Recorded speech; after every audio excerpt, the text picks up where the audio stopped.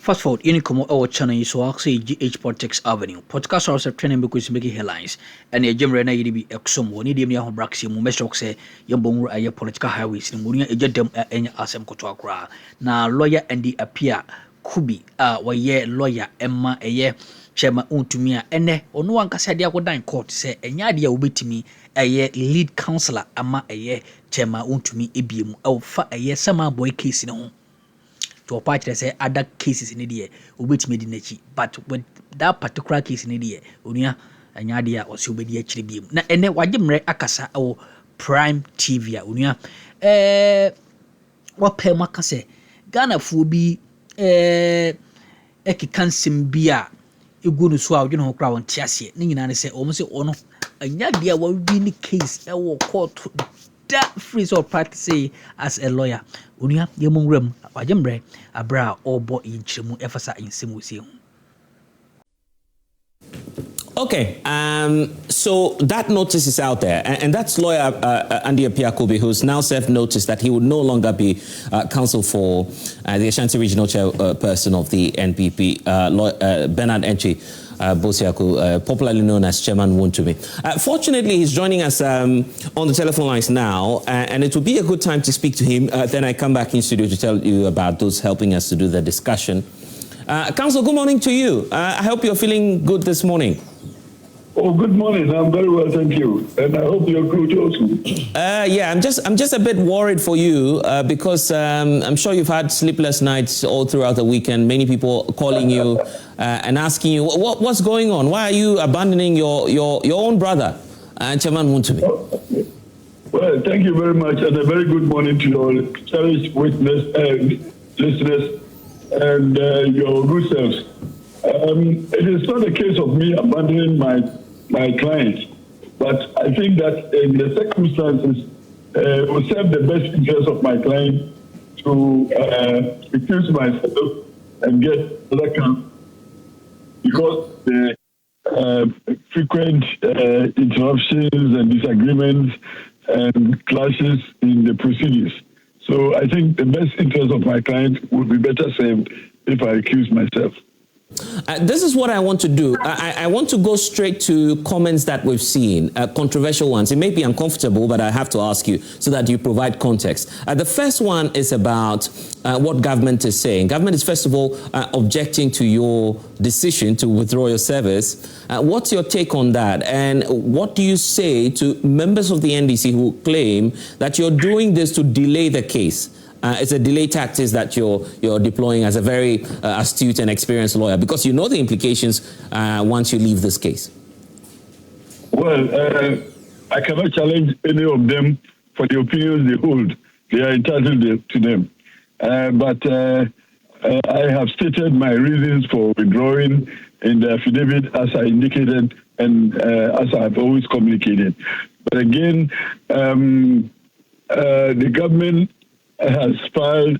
I have not received any affidavit of opposition though, but I've heard that Attorney General says that he is opposed to my application. Opposition to the application doesn't necessarily mean preventing me from taking such a decision. They can oppose it, and they may state their grounds of opposition, but at the end of the day, since the outlawing of the slave trade, I don't think that anybody could be forced into employment. So it is only for the records to indicate that they are not happy with my withdrawal. But they also, as I said, they are also entitled to their opinion. But employment is not compulsory, and that at any point in time, if you decide to come out of your employment, I'm not sure that there's any rule of some that will prevent or that will frustrate such a decision. So let's go to the court and then let's remove my application, and then let's see the results of that application. I will also consider the affidavit of opposition if I've served one, and then I'll come back their interest in my submission. But I think that it will serve the best interest of my client if I withdrew from the case.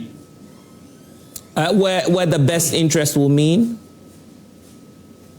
Probably. You see, when issues become personalized in proceedings, I think we need to redirect ourselves to the provisions of the law, and that my exclusion will probably redirect the court to the evidence on record. Okay, to the next controversial question. It's been out there that you're taking this decision because you've expressed to some senior members of the NPP, and one name out there is the flag bearer of the NPP, that you've disclosed to him that the possibility of getting your client freed may not be feasible at this time, and that's why you're deciding to just walk out of this case. I hope you've heard some of these claims as well. What's your response to that? My brother, some of those speculations are not worth responses. So I have heard so many opinions expressed, but they are entitled to their opinions. But by no means they are not worthy of response. So I've not responded to any of them. But I don't know if there is anybody who can bear witness to a meeting of myself and the flag bearer and me telling him that it is impossible to get an acquittal from my client.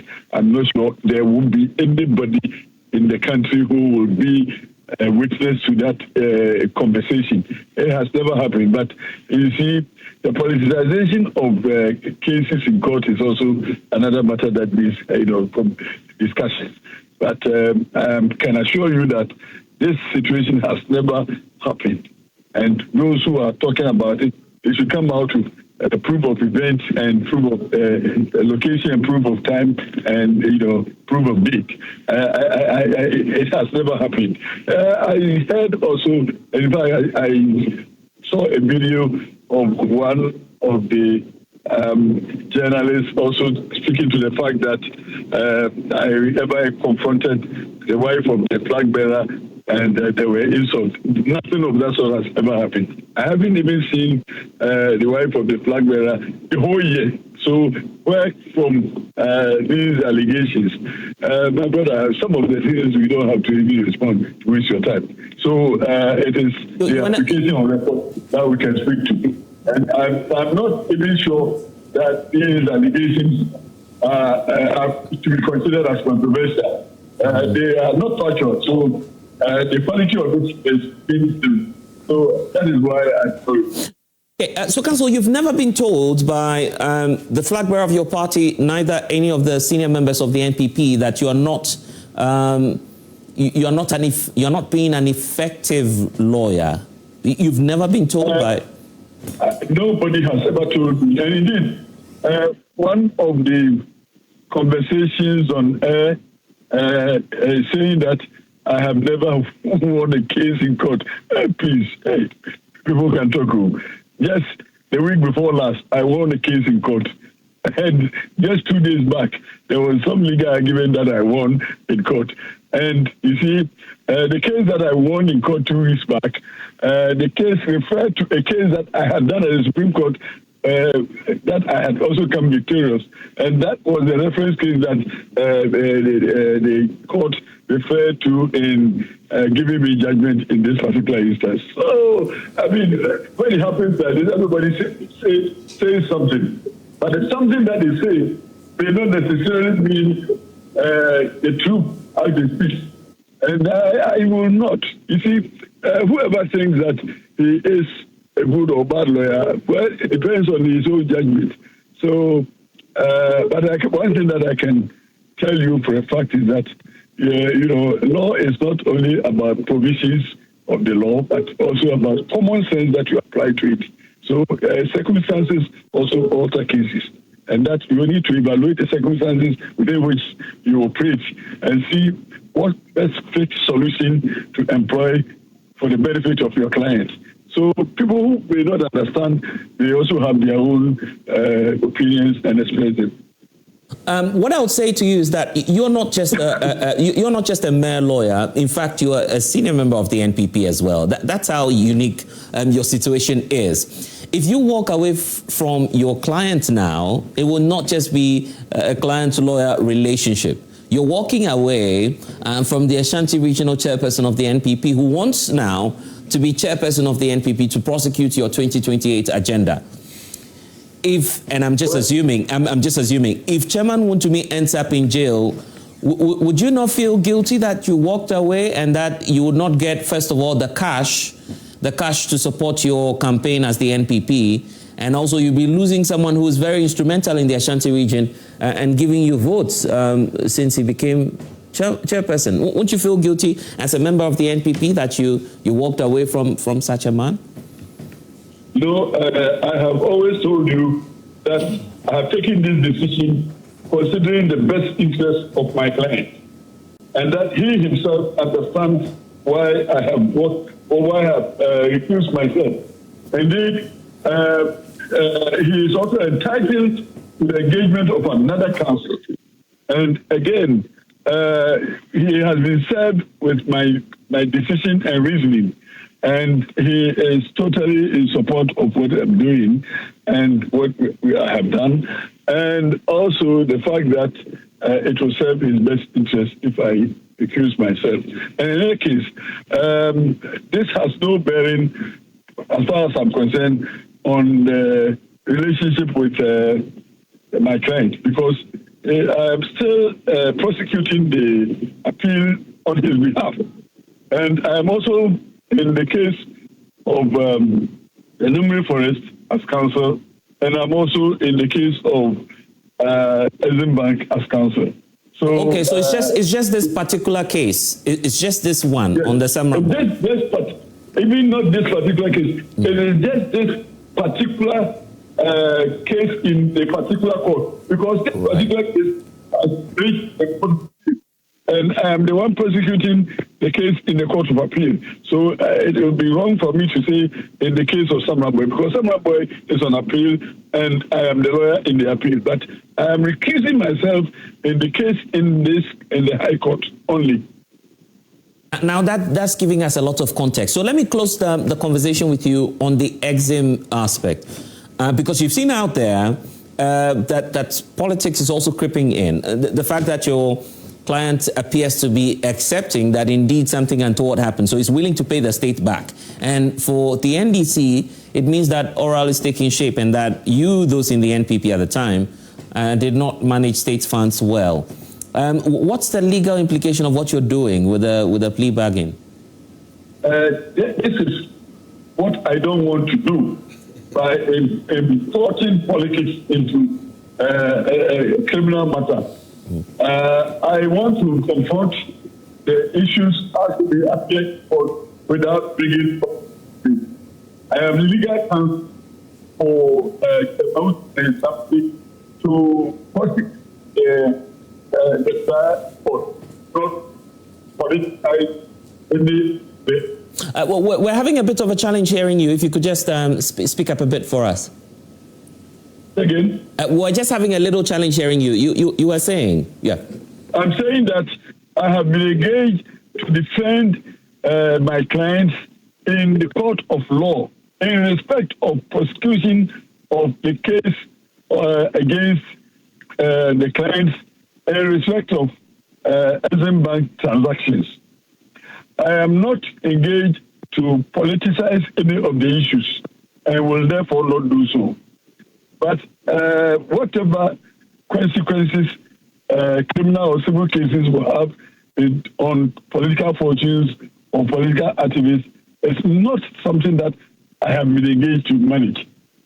And therefore, I'll leave that to the political managers, and I'll do only the legal work as assigned to me. Is there a clear amount that Chairman Wontumi is willing to negotiate with the Attorney General? We have only initiated the plea process. We have not come out with any terms of engagement. We have not even met once on the process of plea negotiations. So it is too early in the day to be even mentioning figures. Yeah. The reason why I brought up the politics aspect is because of what's brewing within the NDC. Some are in fact threatening the AG that he should not even consider hearing you in terms of negotiations. That's why I was bringing that up earlier. I don't know if that matters to you. Well, I am not dealing with NDC and any circumstance or at any level. I'm dealing with the Office of Attorney General, which is a public office, and therefore will not bend to listen to any political activist or a political party or even political personnel. So I'm dealing with a public office of an Attorney General, and I have done what I'm required to do under the law, and I'm restricting myself strictly to the details of the law in respect of plea bargaining and also in respect of prosecuting the agenda for my client. So I will not consider the opinion of any political person or any political institution. I'm dealing with a public office, constitutional office, and I deal with them under provisions of the Plea Bargaining Act or generally under provisions of Criminal Procedure Amendment Act, including the Plea Bargaining Act. I thought that would have been the last, but in 30 seconds, you're walking away from the Samurai Boy case. There's a criminal liability here for your client if indeed he's found guilty. As an experienced lawyer, would you be surprised if he's incarcerated for this? I will be the most surprised and the most disappointed based on the evidence on record. But again, I don't anticipate such a situation. But if you don't anticipate that Chairman Wontumi will go to jail? That's what you're telling us. I don't anticipate under the law and upon the evidence on record. I don't. But if somebody, like I said yesterday, there are two outcomes for whoever makes a decision, either wrongly or rightly, and the outcomes are glory and disgrace. So whoever makes a decision that cannot be supported by evidence, you will be a candidate for declaration of disgrace. And whoever makes a decision which is consistent with the evidence on record will be glorified. I'll leave it here for now. And of course, I'm sure that we can interact later this week, obviously, because you're set to be in court over a number of issues. Councillor Plea, Kubi, thank you for spending time with us here this morning on Joy Prime. That's the lawyer for Chairman Wontumi. A very close friend to Chairman Wontumi is on the panel this morning. Solomon Owusu is here this morning. He's the communications director for the United Party Plus. And there's a plus on attached to the party. What is the problem with just to... Is there any problem with them? And today I'm adding that he's a friend to Chairman Wontumi. You added plus, you said United UP Party. Plus, yeah. That's the... Yeah. So it appears that's the official name. UPP, or what? What are you talking about? No, I just want to get an understanding. Don't try to ridicule. No. It's scandalous. Is it you? Scandalous. Very scandalous. You have come here to come. Is your party MPP or NNPP? Okay, so that's Solomon Owusu. Ivan Che Innocent is here. He's a youth activist. We have, of course, Awal Mohammed, who is a member of the National Communications team of the New Patriotic Party. Solo, Chairman Wontumi is looking for a lawyer now. If you had done law, by now you'd have been stepping in for your man. We ain't some of the team course or channel so I'm not so Jim Breda, so bad in the Romania. You were saying,